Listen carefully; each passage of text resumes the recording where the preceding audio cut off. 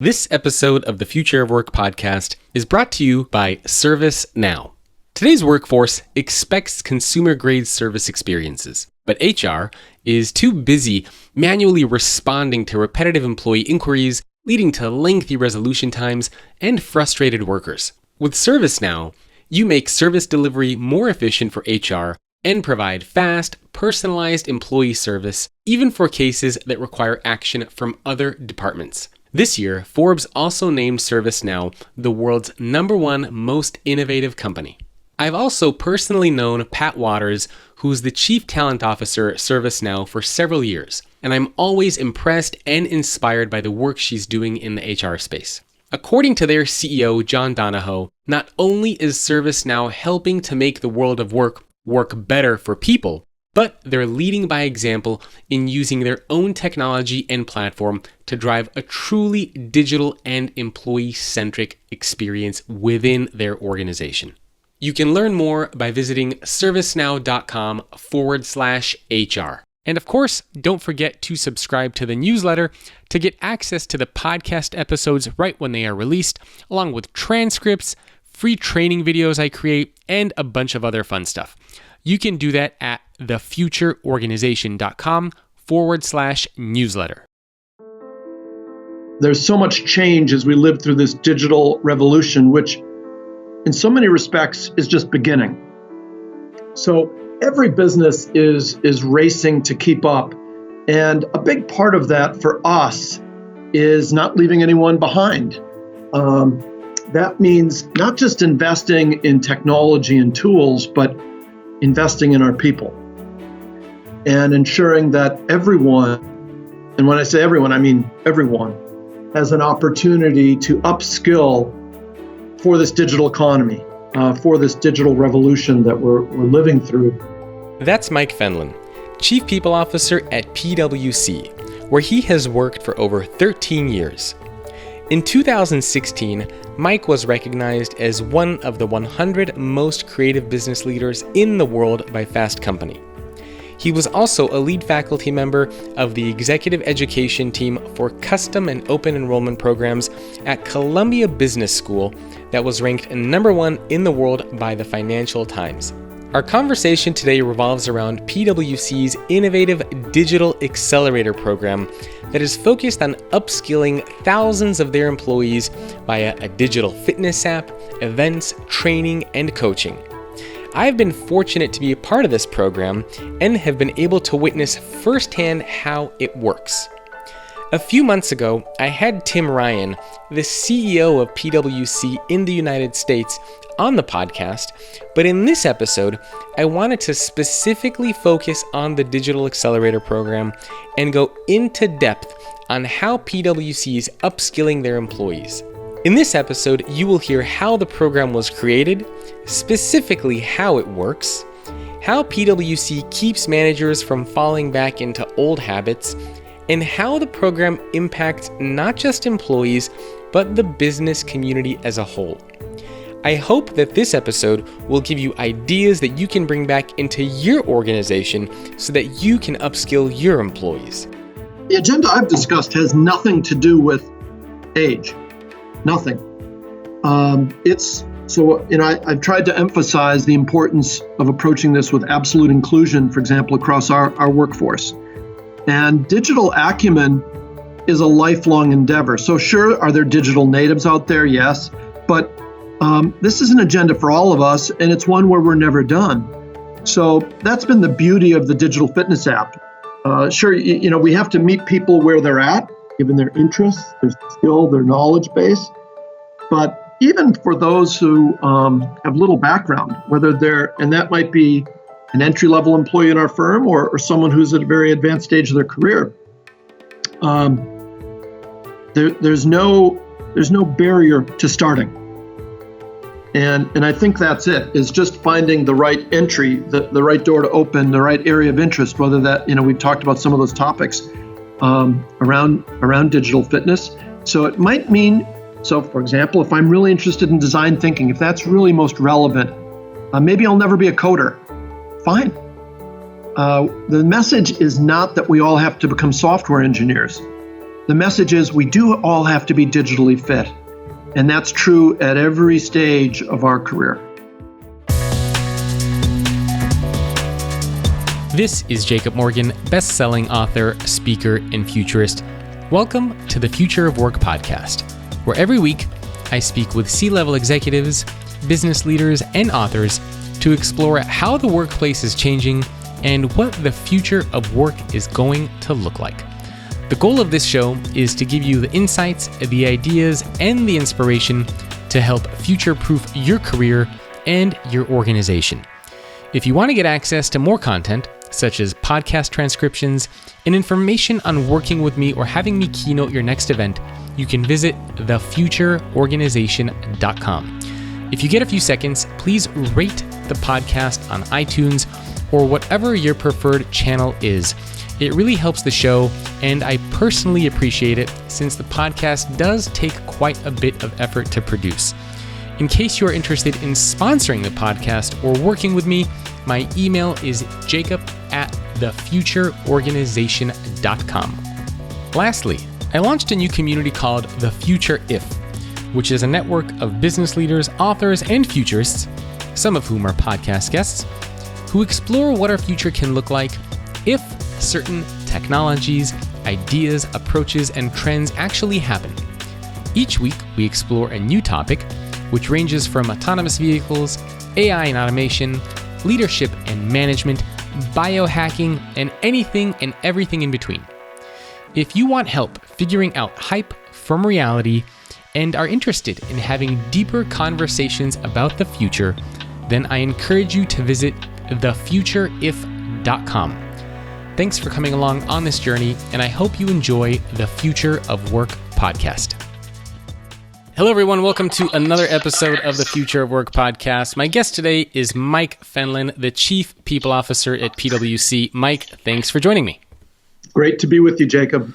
So we had the opportunity to first meet a couple of weeks ago in Orlando as a part of your digital accelerator program, which we'll talk about, which, by the way, is one of the coolest programs I've seen any company do.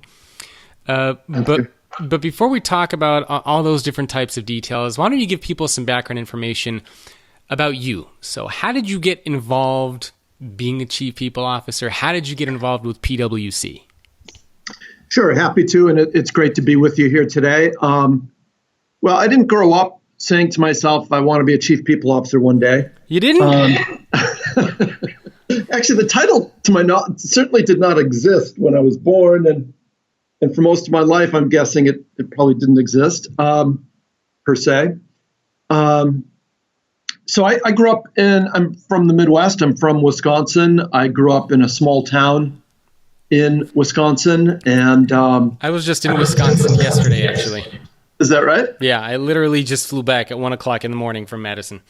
Well, that's great. I've lived in Madison. I grew up closer to Lake Michigan. And, I suppose early in my life, I had a couple different interests. One was in religion, politics, psychology. Those were all shaped by my family experience, growing up in an Irish Catholic family. And ultimately decided that I was really interested in the kind of difference I could make within businesses, within organizations, really, in terms of leadership and helping other people fulfill their potential. And maybe that theme of fulfilling potential is an important one to me. So I moved to New York City after college and never left. Spent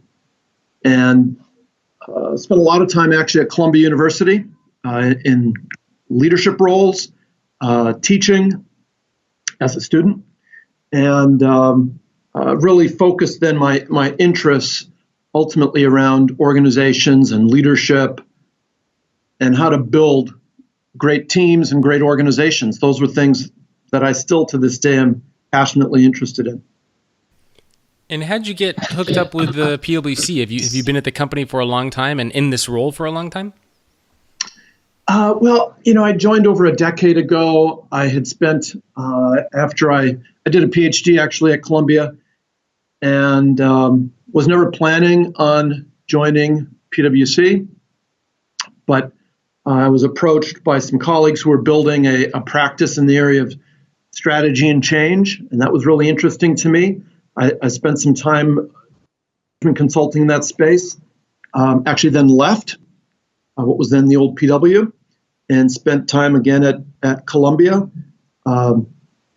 teaching, leading MBA programs, doing executive education.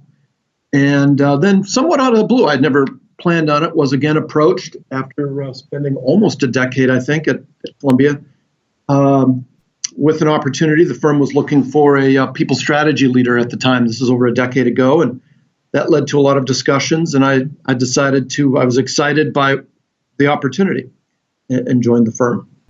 And now here you are. Here I am.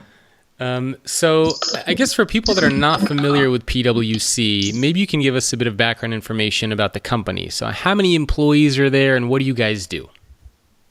Well, we have about, in the U.S., we have about 50 to 55,000 people, including, if you include our interns.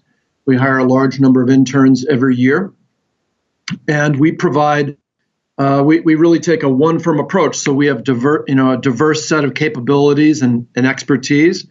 You might associate that with obviously accounting and assurance of financial statements, auditing, but also tax services, tax consulting, and a very, very large advisory consulting business. So that includes everything from strategy through execution, technology consulting, risk.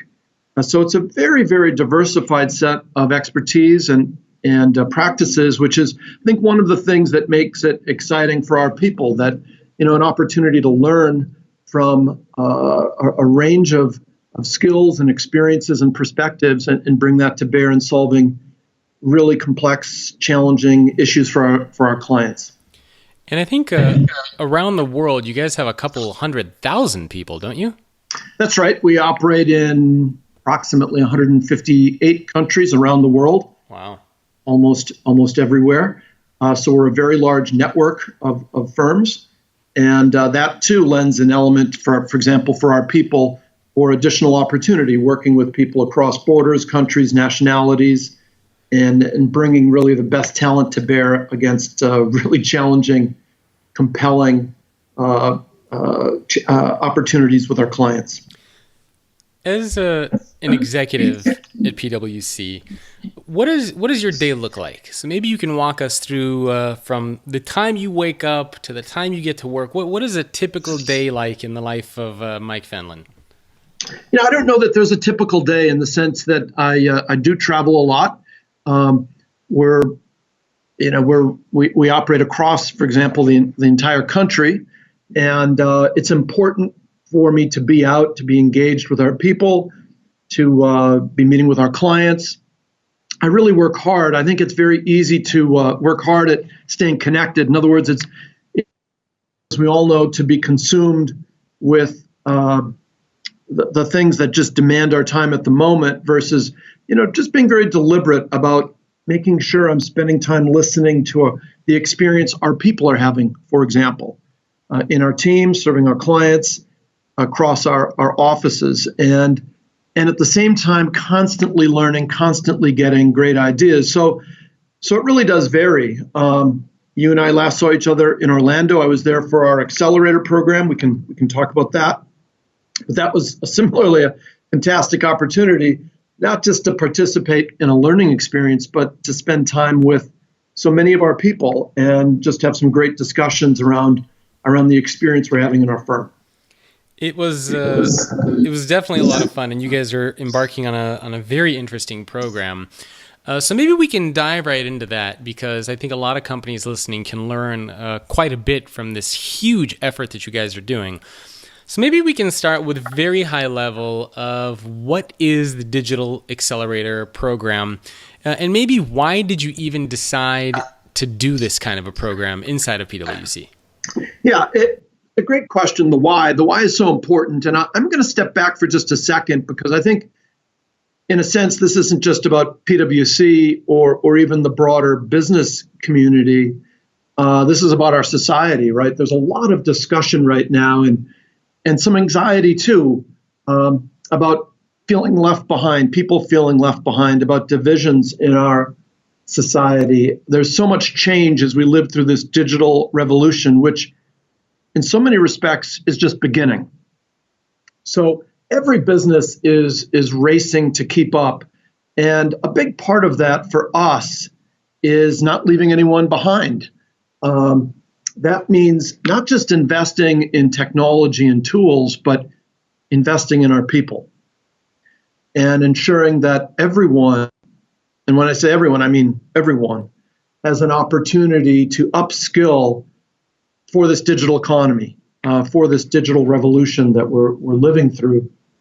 So for us, it really starts very broad and saying, we've got, I don't know if you wear them. A lot of people wear fitness trackers, for example, watches that track your steps, your movement. Well, just like we're focused on fitness, we need to be digitally fit. So it's not just a matter of being physically fit, but digitally fit if we're going to achieve our individual potentials in the 21st century. And that's an agenda for everyone. So for us at our firm, we've done a couple things. One is we actually created an app. We couldn't find anything in the market. We created an app that all of our people have access to.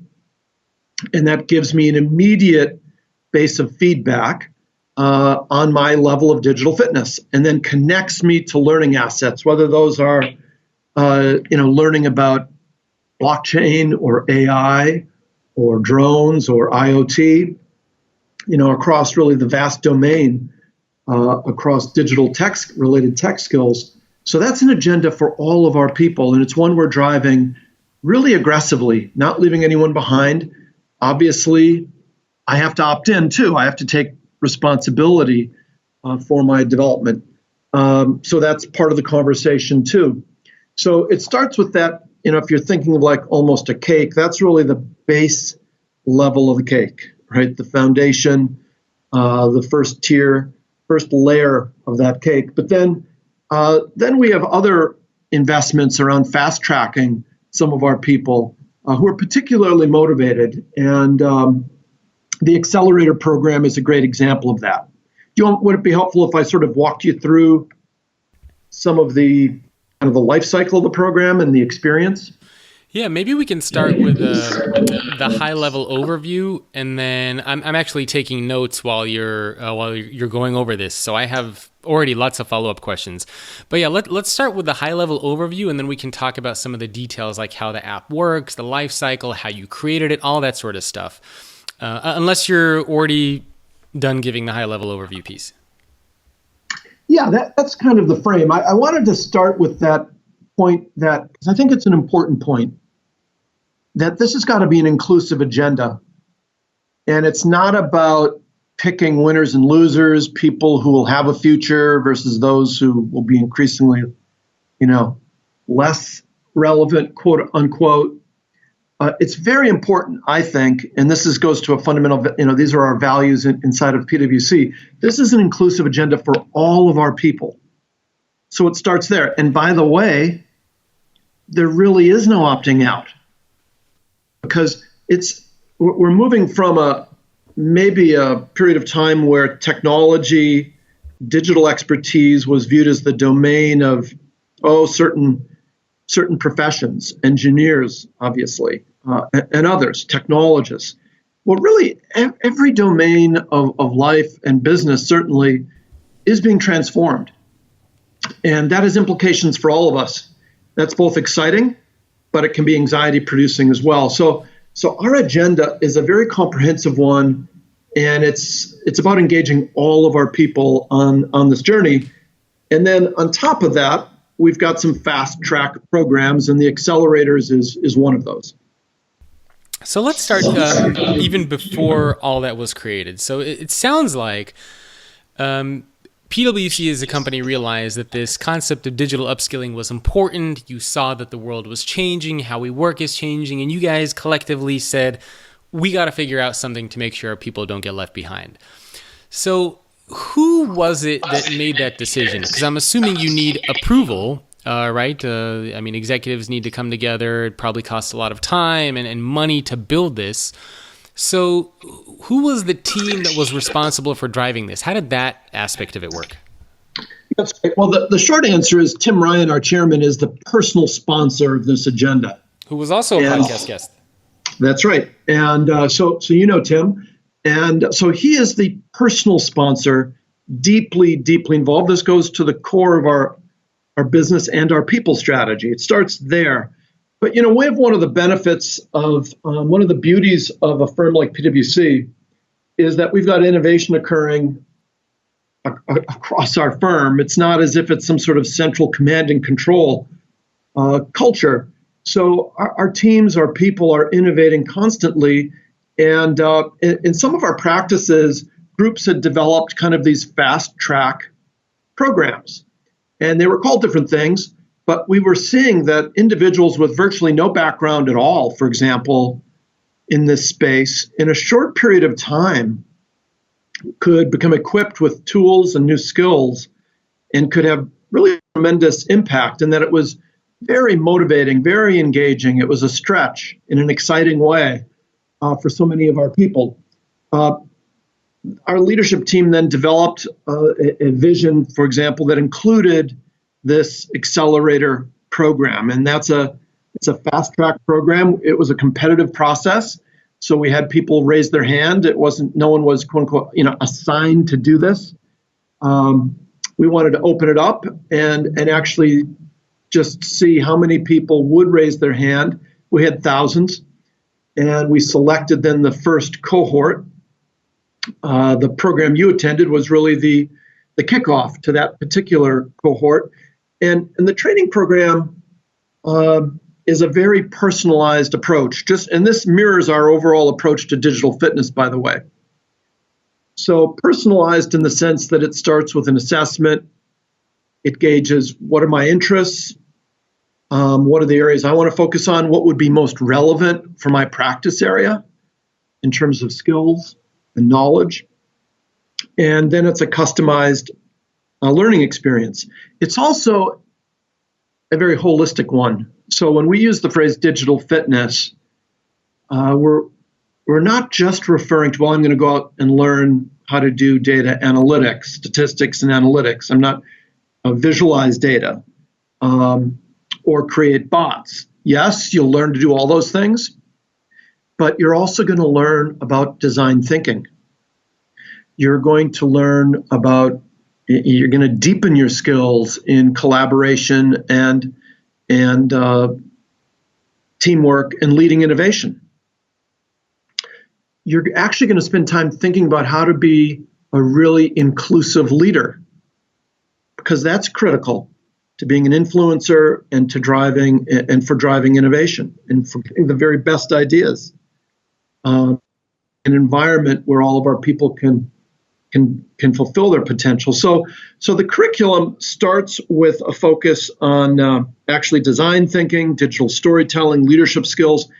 It includes kind of a deep dive on data, how to structure data, clean data, how to do analytics using tools, Alteryx, Tableau, how to drive automation of processes, how to create bots.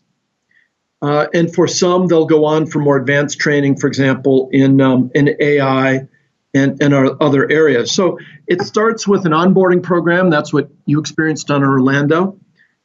There's an intensive, deep dive, immersive experience. It's relatively short, but think about 10 days. And then I'm quickly, and this is an important feature of the program, I'm quickly assigned to teams where I'm applying what I'm learning in real time. And each week, I'm part of a cohort that's continuing to have protected time for skill building. And the social aspect of this, the team aspect, I think is really important because we're sharing what we're learning, we're sharing roadblocks, we're sharing bots that we're creating. So that's a very important, that community aspect of this, I think, is very important as well. So it started with some innovation in our businesses that we recognized was working really well. And we refined the thinking into this accelerator fast track program. We designed a process where people could raise their hand and apply, and then it builds with a formal onboarding, an immersive experience, and then learning on the job. Let's talk about how the program or how this aspect of it was launched. So it sounds like you guys created the program. First step, it sounds like, was you built this app, this digital assessment app that I'm assuming you launched to, I suppose, all the employees in the United States, or a subset of them. And Jacob. Yeah, sorry. The app actually is part of that first layer of the cake I was talking about. In other words, leave nobody behind and give everyone access to learning assets. So the app does a couple things. It gives me immediate feedback on my base of knowledge. And then it connects me to all of our learning resources.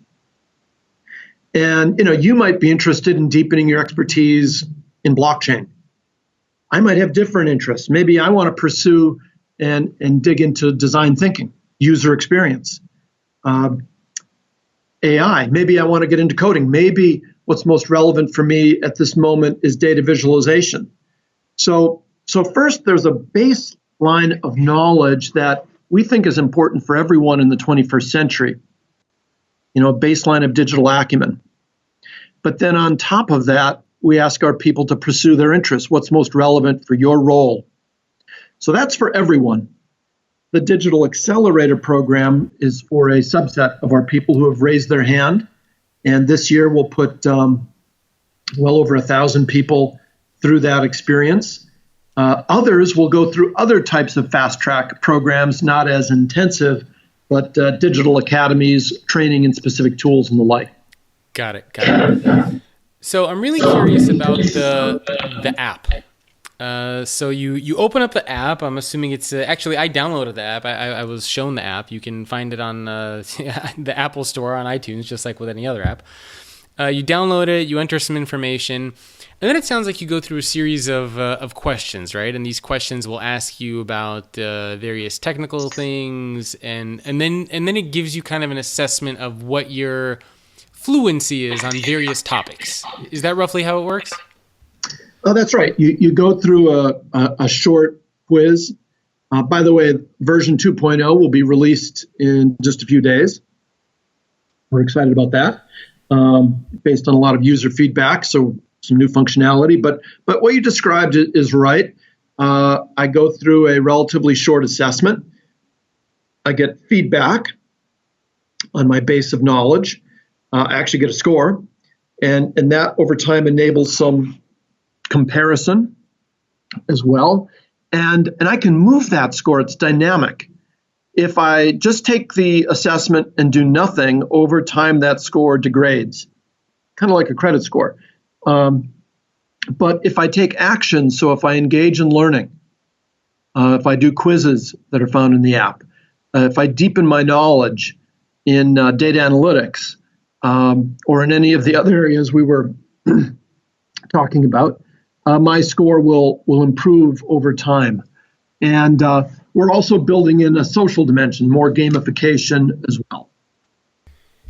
So you get your score, and do you assess everybody that takes the app in like 10 different categories or skills, or is it kind of like a choose your own adventure? Because I'm thinking, if I open up the app now and you want to assess I want to assess my own fluency on blockchain and AI and bots and data visualization, that's probably a lot of questions that you need to ask me. So do you just ask like 100 questions that ask about all different technical skills? No, the initial assessment is shorter, and it includes as well not just domain knowledge, whether that's cybersecurity or user experience, AI or the like, but also, am I committed, for example, do I have a growth mindset? So am I actively diversifying my network of relationships, right? Am I curious? Am I actively seeking out opportunities to learn and to stretch? Do my relationships reflect that? So it's also about mindset and behavior and relationships. Again, it's intended to be a holistic assessment, not simply about my content knowledge of design thinking, though it connects me then with assets that will deepen my knowledge in those areas, and then short quizzes as well, which are both a way of gauging my progress, but also a way of learning too. What happens next? So you open up the app, you take the assessment, you get the score on your, or I guess you get your assessment evaluation on these various topics. And what's the next step? What's the next process after that? Well, it gives me this personalized assessment, and you and I may have very different interests, right? So it's not a cookie cutter approach at all. It's intended to be a very personalized digital training and skills plan that it really helps you create for yourself. Now, we may decide, let's say we're in a team together. We may take it together, and we may decide, what would be most relevant for our team is to deepen our knowledge on blockchain, or deepen our knowledge on AI, or to develop our skills with a data visualization tool and then start to apply it. So it's not meant to be an academic exercise per se, but rather to give you a rapid base of feedback on your knowledge, your skills, your behaviors, and then connect you with learning assets. And I use that word broadly. That could be an article, it could be an actual course, it could be an online learning experience that will then deepen your skills. The quizzing then will actually move your score over time. It also provides a baseline from an organizational standpoint, right? Over time, you can get a sense of what themes are, where interests lie, where there might be gaps and the like, depending on what the priorities are for your team. So it's really meant to be a personal and a fun experience, one that's very tied to your own personal interests and priorities. And the content that you serve up to employees, oh man, there's a terrible echo there. Do you hear that? I'm okay on my end. Okay. So the content that then you serve up to employees after they take this assessment, you might say, hey, here are some articles or links to YouTube videos or internal PwC resources on something like blockchain. And so the employee will go through all of that information and kind of check it off that they did that. And then I'm assuming their score or their fluency increases after they complete those things? That's right. It's dynamic. So over time, and this is partly the notion of digital fitness, right? You're never done. I'm never done. Nobody's ever done in the 21st century. So just as when you think about what does it take to fulfill my potential? Well, I need to be physically fit and well. I need to be mentally well, emotionally, spiritually, which is all part of our agenda as well. But I also need to be digitally fit, and that goes to habits. So just as I might think about building habits around mindfulness, building habits around my physical well-being, my emotional well-being, well, these are habits I need to build around my digital fitness. So that means I'm never done. Having a curious growth mindset, and investing, challenging myself to deepen my knowledge and my skills. And we found when you personalize it, when it's also done in the context of a community, the community inside of our firm, teams, there can be a lot of fun with this, a lot of energy. And it's also then an opportunity to really secure my future, right? So just as every business is wrestling with how do I keep up with the innovation, the disruption that's occurring, the same thing is true for us as individuals. And so this is a means of really securing my future and creating opportunities. And I love the program. And how you guys are integrating that into the real world stuff is great. So my understanding was that everyone has access to the app, and then you put out a call for volunteers for these digital accelerators. And you basically asked employees to step forward. They didn't know much about the program or what was going on or what they would get. But you kind of said, look, do you want to be a digital accelerator? Maybe give some high-level information, and then employees had to volunteer. They answered some questions, and then you picked around 1,000 people, and then you hosted this kind of launch in Orlando that I was fortunate enough to be a part of, and we did 2 together, and we have 1 more in October.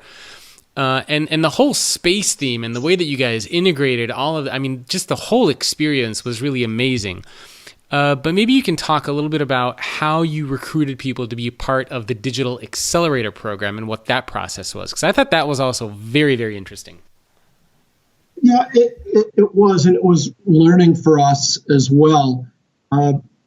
One of the things that we've done on my own team, for example, we created a new role called Digital Talent Leader. My colleague, a PwC partner, Sarah McInerney, who you've met, serves in that role.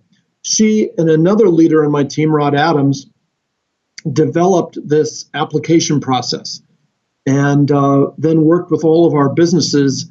It was a very formal process, right? So this is real.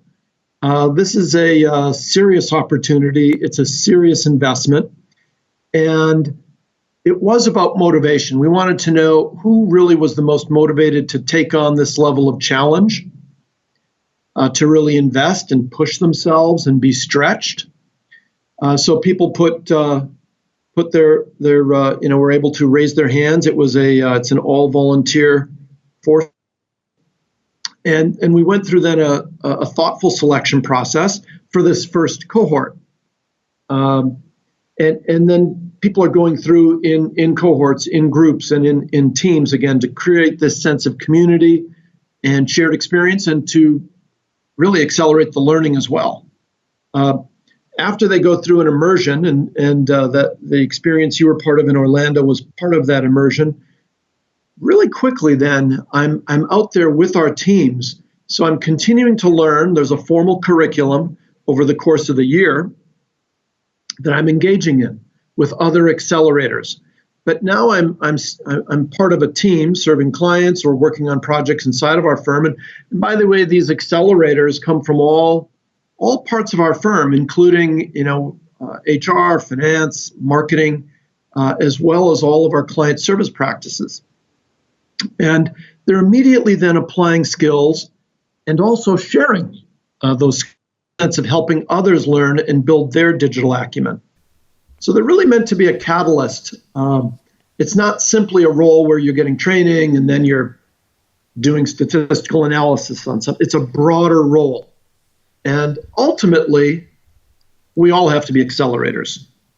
There is no other path, I think, in the 21st century and in the economy we're in. We all have to be accelerators, but this was an opportunity for people to raise their hand and really receive fast track investment in their development.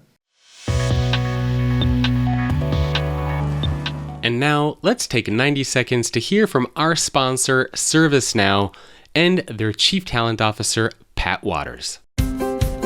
Every company has an employee experience, those intentional and those organically created. For CHRO, you start by crafting your vision and you look at those moments that matter. They look at what is the business problem or opportunity they're trying to achieve, and they craft their talent strategies to not only achieve that goal, but actually to set themselves apart differentially in the marketplace to attract great talent. What I like to look at with my peers is how do you automate the processes that are repetitive? How do you create insights into tools and technology that allow me to think ahead, not 2 steps, maybe 5 steps?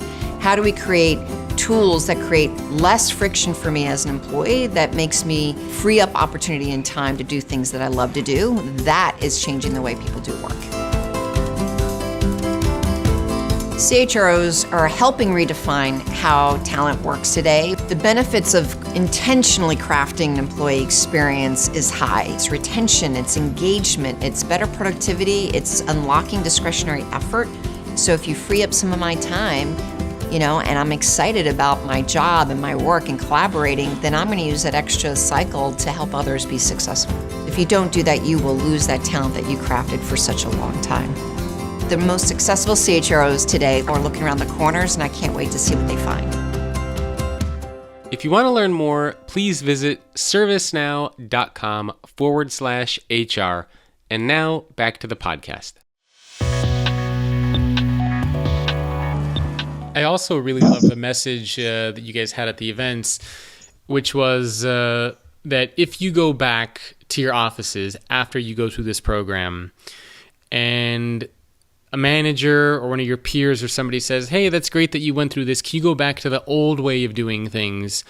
That you actually encouraged your employees to say, no, I'm sorry, I can't go back to the old way of doing things. We got to do things in a new way. And you actually shared the contact info of several of your executives, and you said, look, if somebody at the company asks you to go back to the old way of doing things, email Joe, email Mike, email Sarah, and we will show up and we will fix it and make sure that your team and your managers know that we're not going back to the old way of doing things.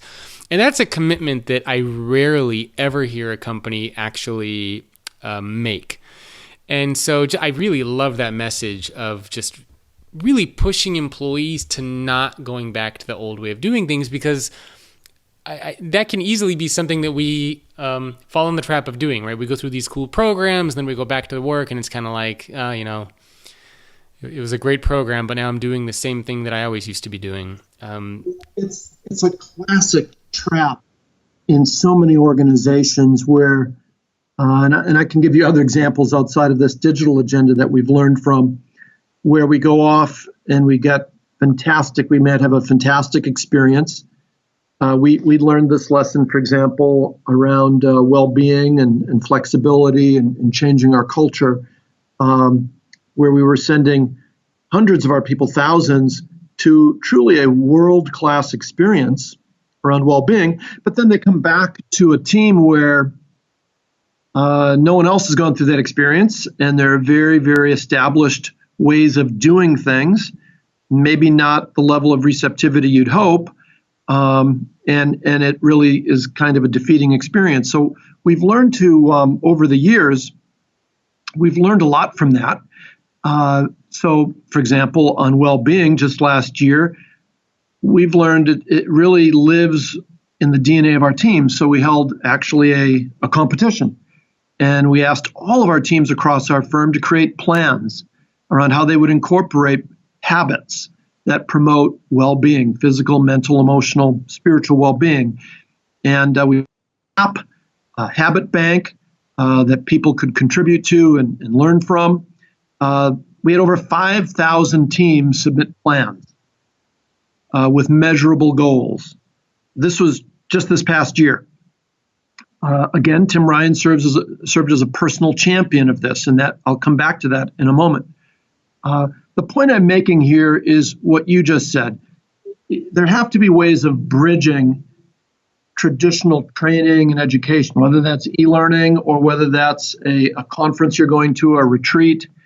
And how do you get it into the DNA? That's a question so many executives wrestle with. So we took what we had learned over the years and have applied that both in around our well-being agenda. We call it Be Well, Work Well. But then also around digital upskilling. And to your point, we're asking our people to be, these accelerators, to be disruptive in the best sense, right? To challenge us, to challenge me, right? To challenge our leadership, but then also established ways of doing things within our teams. And I think that is one of the keys. It's having leadership alignment and be willing to listen. Willing to listen, to be curious, to be open-minded, to be surprised, and to really support these individuals that we're asking to accelerate the growth, to accelerate the development of our people. Is it true that also part of the program, you actually encourage employees to spend less time with clients, less billable time with clients, and they spend a portion of that billable client time learning stuff? Is that true as well? Well, not quite in that sense. The roles are very diverse. So that there is no one accelerator role. They're going out to teams that are engaged. Some of those teams are involved with internal processes. right? So I have, for example, we have accelerators that we're assigning to our recruiting processes, looking at the experience our candidates have. That's one example. Others may be looking at other internal processes in finance, for example. Others will be working directly on our client team. So it really is quite diverse in terms of the applications across our firm. Yeah, it sounds like there's a lot of different accelerators in different programs all over the place. Now, I'm assuming that this kind of stuff isn't cheap to do, right? I mean, it takes time, it takes a lot of energy to build these things, to create these things, the commitment from employees to do it.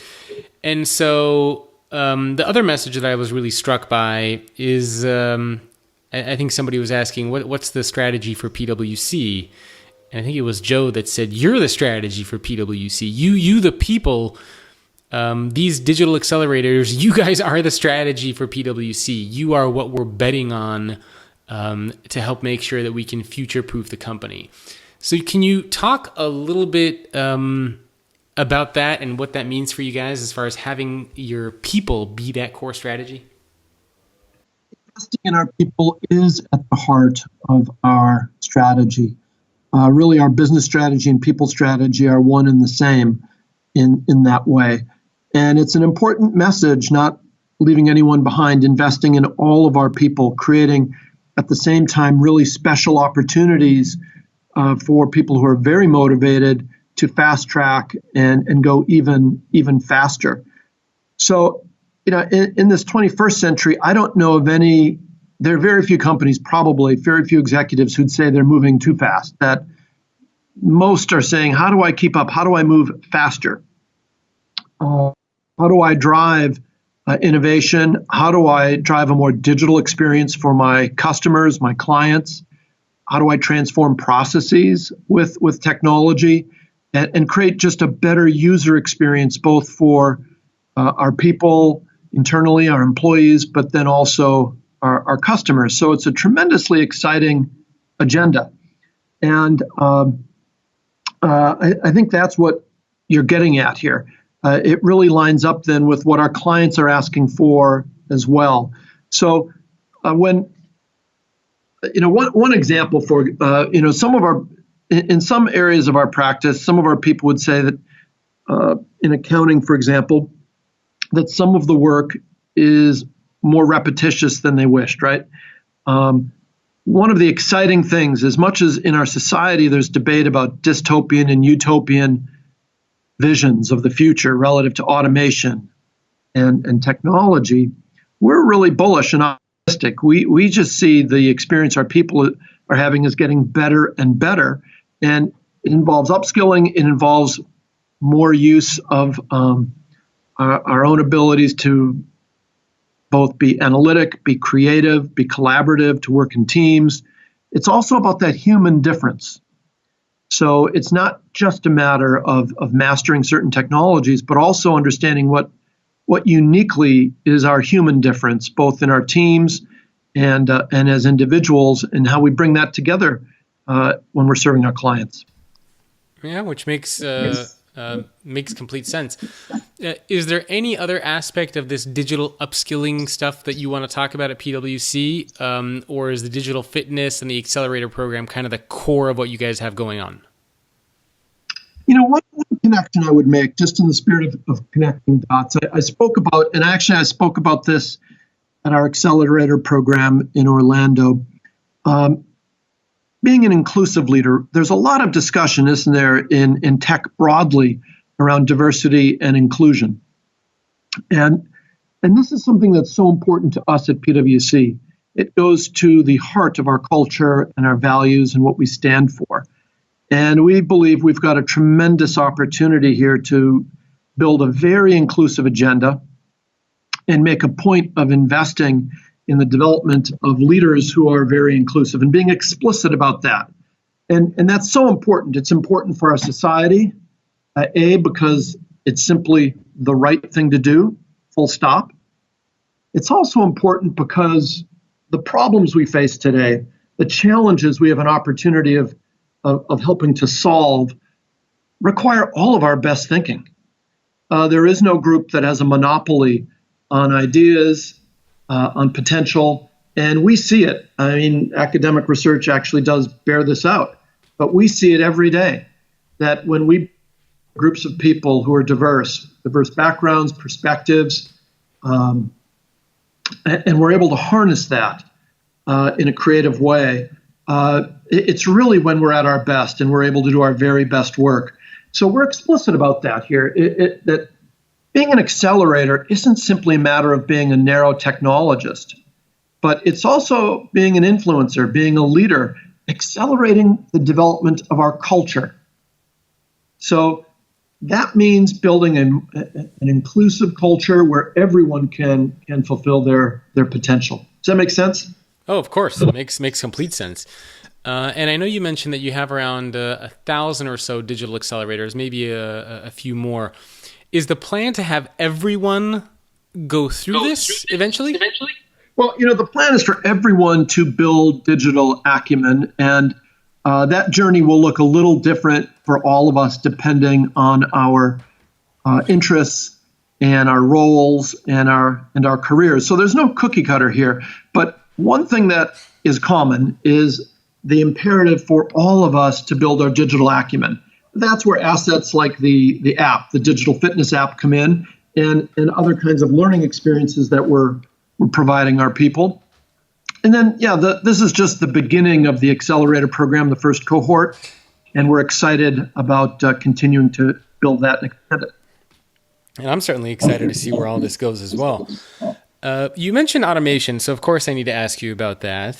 But it sounds like you're generally optimistic about the role that technology and automation is going to have because, as you mentioned, PwC, you do a lot of accounting, you do a lot of finance, and all the studies out there predict that those are the jobs that are at most risk of getting automated and disappearing. Are you seeing that inside of PwC? Are you guys losing people by the thousands? No, we're not. We're hiring by the thousands.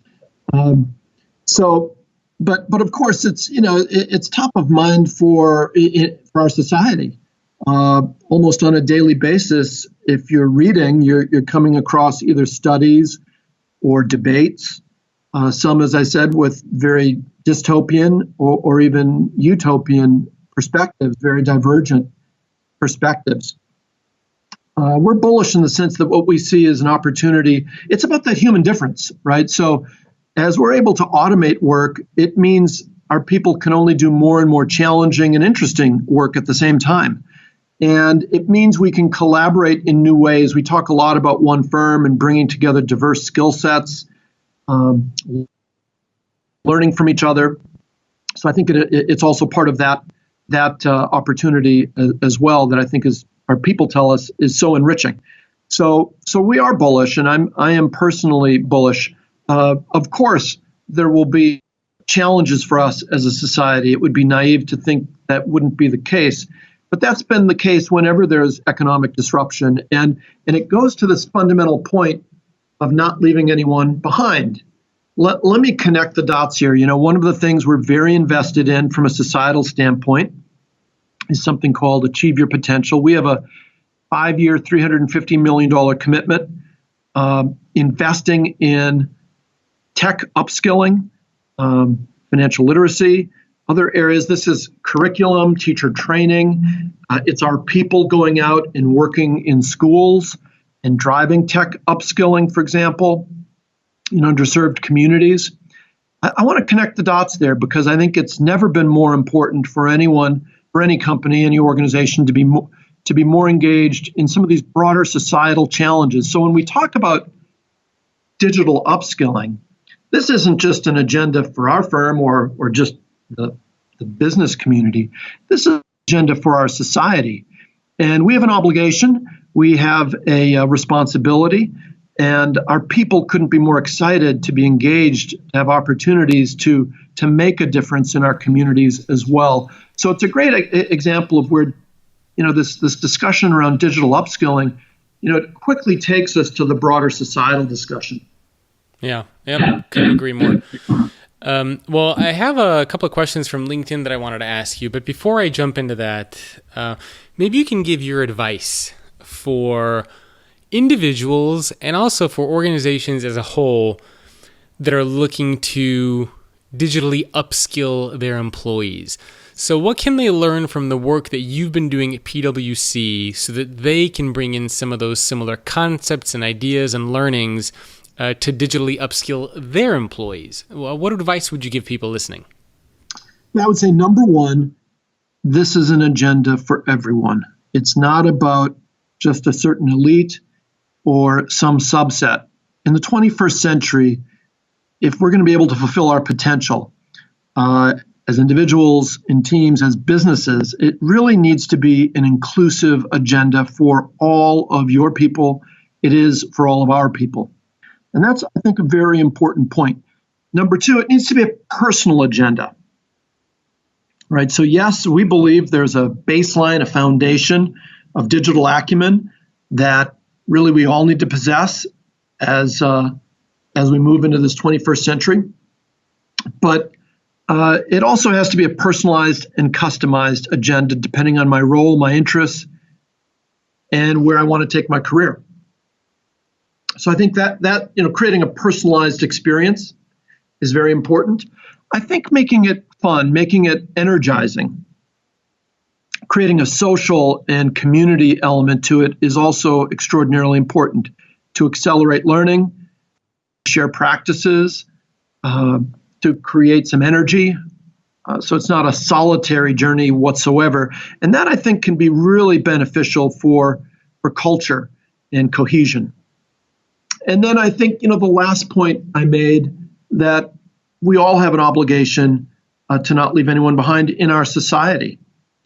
That ties to diversity and inclusion, and it ties to driving, addressing this tech skills gap very broadly in our society as well. So in the business community, we have, I think, a special obligation. We benefit so much from our educational systems, and so much from our country. This is a critical area for us to be engaged as business leaders and to give back. And as an individual, I suppose the message is don't wait and take charge and start doing this stuff yourself.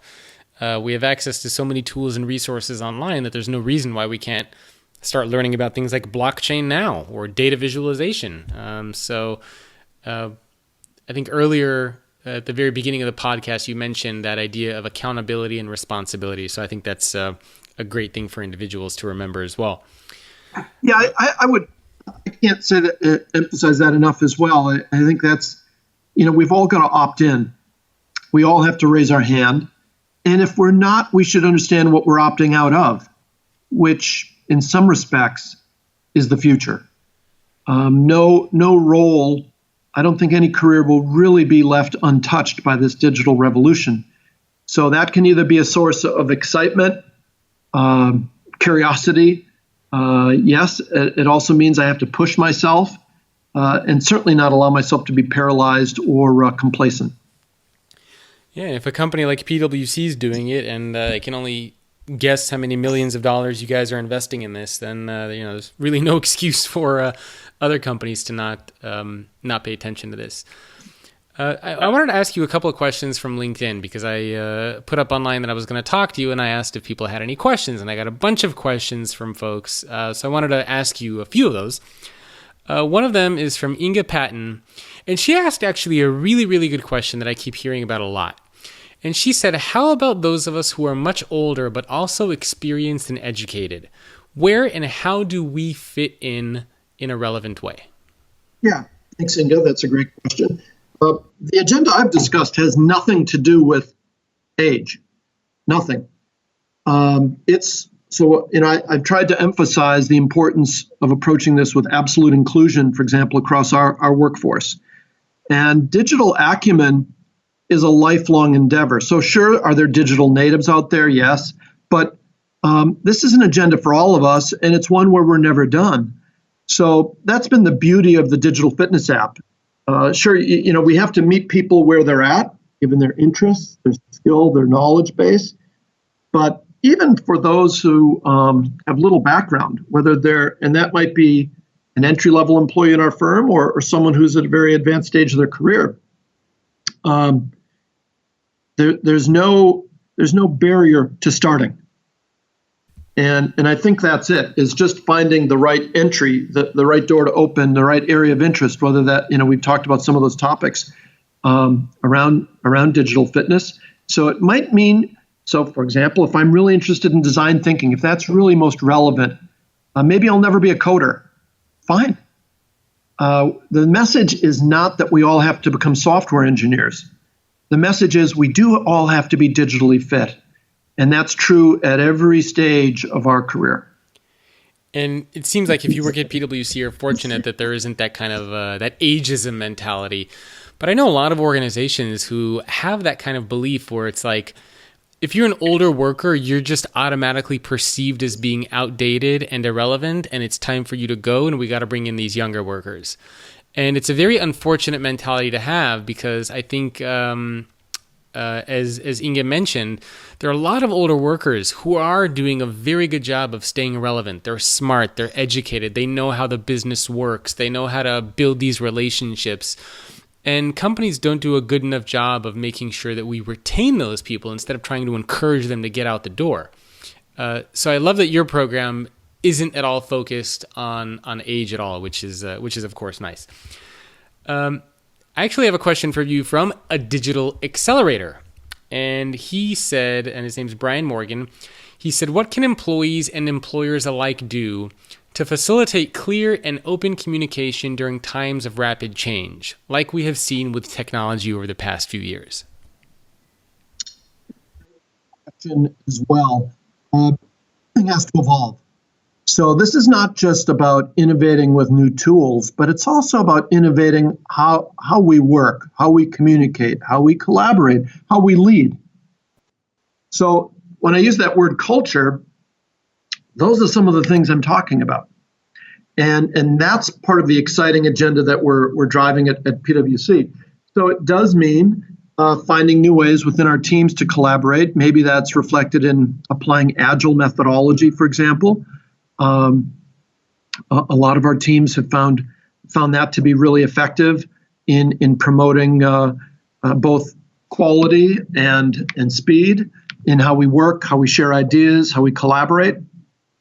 It also means a different style of leadership.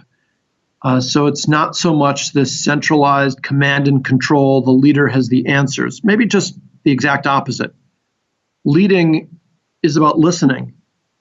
It's about being humble. It's about tuning into what others' needs are, their ideas, being very deliberate to being inclusive, making sure everyone's voice is heard around the table, and being self-aware. What are my blind spots? And asking others for feedback. So it's a great question, and I think it goes to the heart of our ability to learn and learn quickly, and to create a culture where people can really be at their best and fulfill their potential. And if you're an employee, I guess that means speak up. If you want to know something, ask. Yeah, that's exactly right. That's the opt-in part of it. That's the part where I have to take responsibility as well. And that's what's exciting, I think, about that shift I'm describing, because it means everyone has to have voice, and I have to take responsibility for having a point of view and for sharing it. All right. I know we're almost out of time, so maybe I can squeeze in one or two more questions in there. This one's from Giselle, and she says, how can students prepare now for roles that will demand a higher level of strategic thinking? How can they position themselves as indispensable in parallel with the continued evolution of automation and technology? And this is specifically for students that are not in the workforce yet.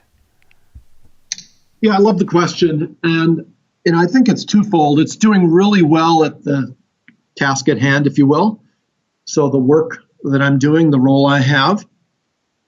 But it's also being curious and asking bigger picture questions. And that sort of takes us to the human difference. What are the things that we can uniquely contribute in terms of creativity, innovation, teamwork, collaboration, service to others? So I think the other thing I would say is this model we have of education today has to evolve as well. This notion, well, I'm going to go and get a degree and I'm there for 4 years and then I'm done, or maybe I go to graduate school, then I'm done. I really believe, the mindset today has already shifted. We recognize we have to be lifelong learners. We're never done. Education is going to follow that as well. And over time, imagine kind of a quote unquote blockchain of verified skills that we accumulate, that we build over the course of our career. And I think that's really where the mindset comes in. That's also exciting, right? We're not done. We're building maybe a foundation as a student, a foundation of relationships too and experiences, but that we're also learning how to learn and be a good learner, an effective learner. Yeah, I love that response. Do you still have time for maybe one or two more? Or are you? Yeah, I'm flexible. Thanks. Oh, awesome. Okay, perfect. So the next question on LinkedIn came from Sushri, and she asked actually a really good question as well. And she kind of cheated and threw in several questions in here. And she basically said, in the era of digitalization, when skills are getting redundant around every 3 to 4 years, how does an individual work on getting themselves reskilled at such a fast pace? So if you're an employee at a company, how do you as an individual make sure that you can stay relevant and stay valuable? And what are some of the skills that you think are truly relevant, whether they're technology skills or soft skills? And the last part of the question was, with the focus on soft skills in the future, how do you differentiate yourself from your peers who have the same technical skills that you do when it comes to something like AI or robotics or machine learning? If somebody else knows just as much stuff about you, how do you differentiate yourself? So I know it's kind of a 3-part, so if you want me to repeat any of that, let me know. Well, I'll do my best. The big question, but a couple quick thoughts here. So first, you're absolutely right. Specific skills related to the use of a given tool, for example. Well, tools will come and go, they will evolve.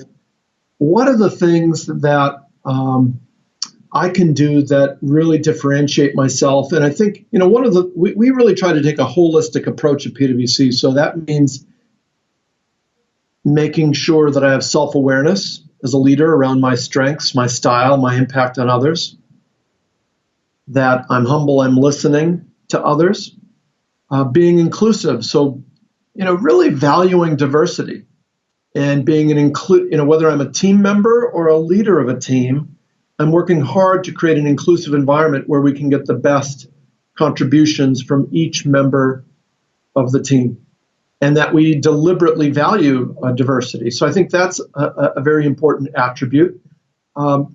It goes along with having kind of a global mindset, working across cultures, being curious, not just from a technical or technology perspective, but around business and innovation. Relationship skills, massive differentiator. So maybe we're equally adept at using certain tools, but am I able to communicate an insight crisply, creatively?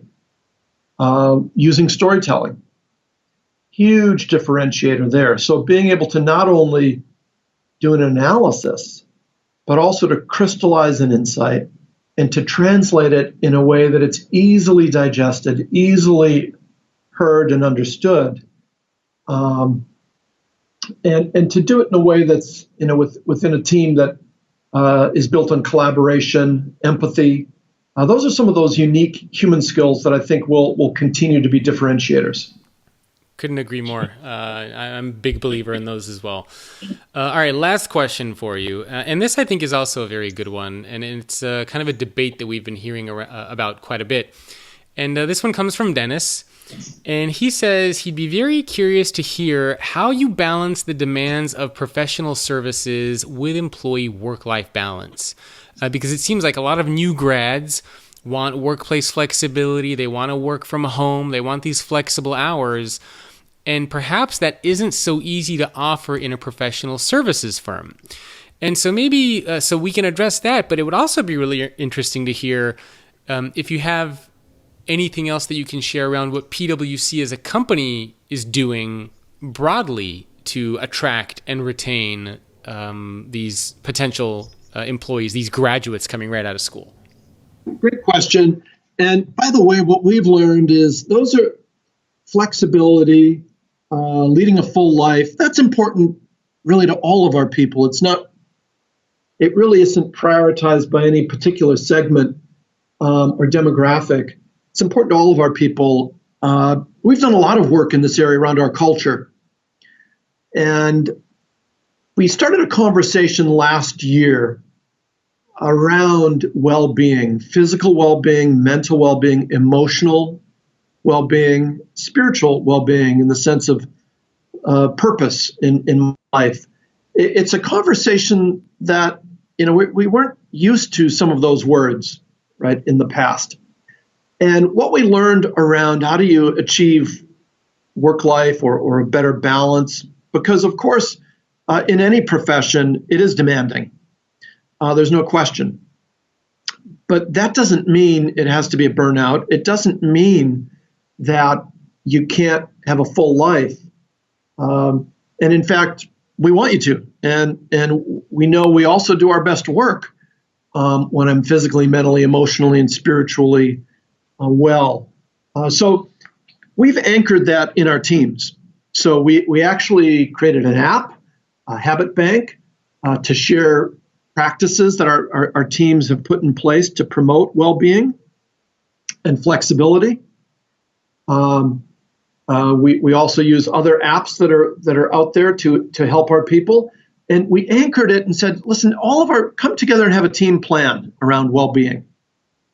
This is what I referenced earlier. Over 5,000 of our teams just last year all created team plans with measurable goals. And we had some fun with this. We had some competition. We awarded prizes, and we led from the front. Tim Ryan, our chairman, talks a lot about this, the habits he puts in place in his life, our leadership team, the same. So this is a real priority. This is a real priority for our firm and our people. And we've learned that there are ways of being well and working well, that it's also about working in ways that can be more effective, more mindful, more focused, that can help us achieve some of those other goals as well. So it's a priority for all of our people. And there is not a single answer. Our people work in so many different ways across different industries. So we've said, listen, here are some tools, resources. Each one of our teams, let's have a plan. Let's hold ourselves accountable, and we're going to share what's working. And it's been amazing. I mean, we've had clients come to us and say, I'm feeling a real difference with the team. What's going on? It's fantastic. And by the way, how can we get some of that too? What are you doing? How could we work together to improve well-being? We'd like that for our people. Well, it sounds like you're rubbing off on a lot of people there. PwC is a company, you're definitely leading the way in a lot of really cool stuff. And as I mentioned, I had the opportunity to speak with a lot of people, visit a lot of companies, and this program that you guys are doing at PwC is, I think, one of the most amazing things that I've seen. So huge congratulations to you, Tim, Sarah, the rest of your team that's launching this. I'm very, very excited to see what it'll look like in the next year and 2 years and 3 years and new versions of the app. And I wouldn't be surprised if of course, your clients are also wanting this stuff themselves. Well, you've been very gracious with your time. We went even over our time by a couple of minutes.